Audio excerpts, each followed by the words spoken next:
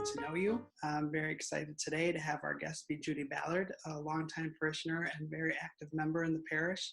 And without further ado, hi Judy, how are you? I'm good. How are Good. you? I'm doing good today. Thank you so much. I appreciate you Great. doing this with me.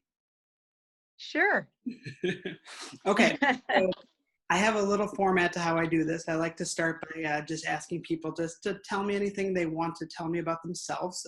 So tell us about you. Well, there's always something somebody can learn about another person, I'm sure, right? That's right. But anyway, yeah. I grew up in Racine, and I went to grade school at St. Patrick's, an Irish parish down in Racine, even though we weren't Irish.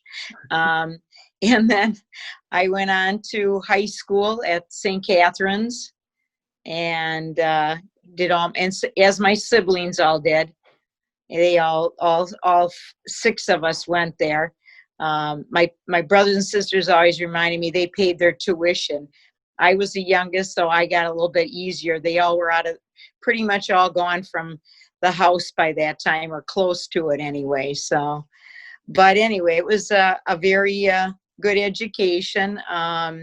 Then after that, I had to make a decision, of course, what was I going to do with my life? And I went on to college at Oshkosh, UWO, and went into social work and spent four years in school there, and learned a lot through that. And then I worked there in Winnebago County as a social worker for like 6 years after that. Mm. But before I finished college, I met my husband, Steve Ballard, who was a student at that time. He's a little older than me, but he was in Vietnam and in the service. So anyway, so we stayed up there for another 6 years, and then we moved to Milwaukee. And I came back here and was able to get my master's in social work, which was, very nice to be able to do that. And we moved here and bought our first house in the Washington Heights area, which we still live in after 40 plus years. Wow. Yeah. And of course, the parish closest to us was St. Sebastian. So we joined St. Sebastian's, and we've been there ever since. So Wow. We don't make a lot of moves. We're really, Steve never wants to move. I've tried to do that, but he always wants to say, hey, I'm comfortable here. Why move? He says, I get too used to have to get used to my old belongings. He just as soon wait on that for a while, I guess. So, well, anyway, he knows what he likes. Yes, but then I started a family soon after that next year, and Carrie was born, our oldest. And then Anne-Marie came for about 3.5 years later. And both girls, of course, were baptized at St. Sebastian's and went to school at St. Sebastian's. We're in PAL at St. Sebastian's, which Steve started along with a number of other people, the Really? PAL program. So that was like back in 1980.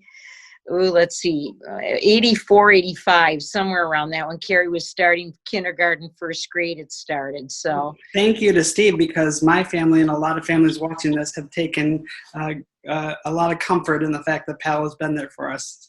Oh yeah, it's been a great program, and thank goodness for all the good people that were able to continue being our directors of it. We've had 3 good people in there, and that's all the whole time it's been run. So Frank is being the last one right now. So Yeah, very, very fortunate. And then anyway, our girls then went on to Divine Savior and finished that, and then they went on to college, but they both moved back here, and they both have families now. One lives in Glendale. Anne-Marie and Carrie lives in Wauwatosa. So they're close by. We still get to see them and enjoy, seeing our now 4 grandkids who also go to St. Sebastian's. 2 of them, Carrie's boys, both go there, and Anne-Marie's go to Glendale Public School. Right. So it's worked out very well for us, that we were fortunate to have that. I have, like I said, 5 other siblings. I have 2 brothers who are priests. One was a Maryknoll missioner, and then the other one, my father Tom Ben, is archdiocese priest. And John, you obviously know him because he Father Tom Venn gave you your first job as a youth minister at St. Anthony's in Pewaukee, correct? Yes, that's absolutely right. And when I came to St. Sebastian's and made the connection of that being your brother, it was like, oh, this is a person I can trust. And because Father Tom is in all accounts a saint in my book. He's a wonderful, wonderful man. Took me on my first mission trip, my first retreat, and gave me my first employment as a youth minister. So yeah, I knew you came from a good family.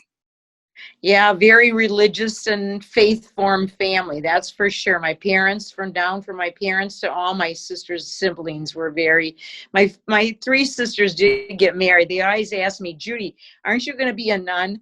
And I'd say, well, my sisters all got married. We'll see. I mean, in third grade, I guess I did think maybe of possibly becoming a nun or a sister, but because I had the Dominican nuns all through grade school and high school. So, well, you can serve the church in a lot of different ways. I know that faith is important in your family. That's my next question. Can you talk a little bit about the role faith has played in your life, and then talk about, I know you're so active in the parish of St. Sebastian's. Talk about some of the current things you're doing at SEBS. Sure.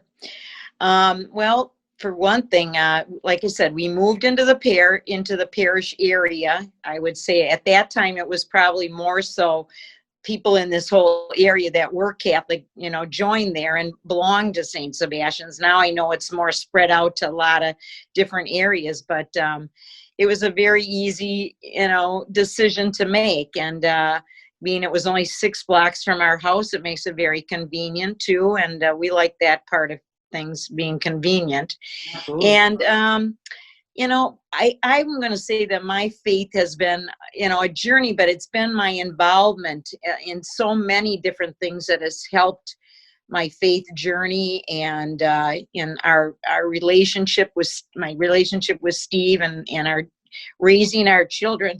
We always said we need a good faith community to raise our children, because Yes. we know we don't have it all to give. We're not perfect, and don't have all the talents and benefits of that. And so we wanted a very good supportive group. And we really found that with St. Sebastian's. The first thing I can remember is getting involved with, I think, was two things. One was, first we went to these they used to have welcoming Sundays, and Margaret Weimer, who many people know, her parents were one of the couples we met, Gloria and Owen Plant, and they were so welcoming to us, and wanted us to be involved and stuff. So I was a social worker and I had worked as a probation officer, I thought, I really need to see some good families. So I did get involved with as adult advisor they needed for SSYO, St. Sebastian's Youth Organization. It was very active at that time. And Father Ken Knipple and a few other priests along the way were involved in it. So I really learned a lot from that. And I really got to know a lot of great families that way too. So in fact, some that became our babysitters later on. So there was like some twofold benefits to the whole thing. So everything you're saying about having the whole community help raise your kids, I can relate to that so much. There's a cluster of us parents that currently have kids in the school. We call ourselves the village, as in it takes a village to raise your child. Right. Yep, it does. And it can be the ones that your kids are in school, and it can be other ones, the older couples that you've met or families that you've gotten to know too, So it's such a nice generational thing too. There's all the different generations, and I really felt we really connected with a lot of different ones. So but then from there on, I went into a lot of different things. I was active once we had our children stuff, we got involved with family retreats for a while. St. Sebastian's had a group of families. A lot of them were Ignatian groups. They were part of the Jesuits and stuff, but they were they were the ones that could kind of get these things organized and go. And we'd go up north to like little log cabins or places to stay. Or one time we were in a big big gym, almost like, with beds in it, it seemed. And so it was fun. I think our kids really, got to meet families, and we did more, like I said, spiritual stuff along with a lot of fun things that way. What years were those retreats happening? I'm trying to remember how old Carrie would have been. She probably was in grade school. They maybe both were probably very late 80s, early 90s, more in the probably early 90s, around that time. And all the families kind of had kids similar ages. I mean, I'm sure that if there's others that watch this, they'll definitely remember the group of us that did that sort of thing. So yeah, I would say the older kids are probably in their early 40s now, that the parents, and then the kids are now in their 40s. So yeah, it was a very good thing for us to be part of. And Steve and I also did a couple things. We did a marriage encounter, and then became part of an image group for 30 plus years. All the couples that we had people come in and out of the group, but for 30 years there was 4 couples who stuck with this group, and we would meet monthly at someone's home. Somebody would bring a snack, and somebody would do a talk and do our 10-10ing. If anybody that's familiar with marriage counter knows, we did 10-10ing to learn to communicate better. And it was a very wonderful experience for us and our family, because they were all kind of part of it too, the kids and everybody. So good. Yeah. But since then, I've been pretty much involved always with human concerns in some aspect. I mean, I started out, I was with Respect Life, trying to think of some of the other groups, but just basic human concern stuff. And then went on to St. Vincent de Paul, and Steve and I have been active in that for like 20 plus years already. So we stick with things for a long enough period of time. So, maybe they get sick of us after a while, but we try to move others into the positions of taking over things. That's what we've learned as we've gotten older. We don't want to, we really need younger people and encourage that kind of thing to get people who maybe are people who haven't done that sort of thing, and we're wanting to get experience in that. And I've been involved with racism most recently and such, but I still think the whole thing is coming to mass every week. I mean, that's where you meet people, get involved, you find out about stuff. You really have a better chance of connecting with people that you want to, have similar interests, experiences, or whatever you want to call it. It's just, I've got a lot of good friends that belong to St. Sebastian's, very close friends that I've done a lot of traveling with and shared a lot of experiences with. And we've all had kids kind of either the same age maybe in one of the classes, or we've had, and they may have older kids or younger kids, but it's just been a very positive thing being involved with that. And I'd say some of those friends I've had since 30 plus years, since the kids were in school and such. So, yeah. It's so clear to me that Sebs is such a tight community. I wanted to ask you about facing racism, though, because you've invited me to be a part of a couple different groups. Can you just talk about that for a minute? I know there's so many different subgroups at this point, and maybe Sure. I don't know if Sure. everybody understands that. Well, first of all, I mean, it started kind of it didn't start just because of what's been going on with the racist stuff and the protests and all that. It started over a year ago or so through Just Faith. Somebody started up I'm trying to think of what the area is called. In fact, they're going to provide this unit on racial, what is it called? I need Mary Korlikowski right now. She's the one that is going to run that. But anyway, it is a good 8-week or 16-week commitment, which is involved. But you read a lot, you talk a lot with the group, and you really expand your knowledge and your understanding more of it that way. But since then, we've decided to we wanted to be active besides doing that Just Faith. We didn't want it to end. So we've come up with this Facing Racism, and there's a prayer group which did the rosary back in end of August. We did it over at Seb's, but we are a combined group between St. Catharines and St. Sebastian's, which is very nice too, that connection. And there's the Educating Parishioners, which I'm on, and we've invited you to not only parishioners, school families, confirmation kids aged high school. So we're trying to really reach out in different ways to get others involved in that. And then there's a group that is into mass incarceration and dealing with those issues, and social action group, kind of economics and other things that come up that they can work on. I'm not sure of all the things they've put out, because it all takes a lot of time, to kind of really feel your way through this and what's the best way. But we really need to get out more to get the parishioners involved. And we've gotten ourselves educated, but we need to now try to do that. So you'll see more coming up. There's more things that we're going to be offering between November and Lent. We're hoping to do, whether it's a book or a longer article that could be broke up or something like that to go through, so that, like we've done the books each Lent lately.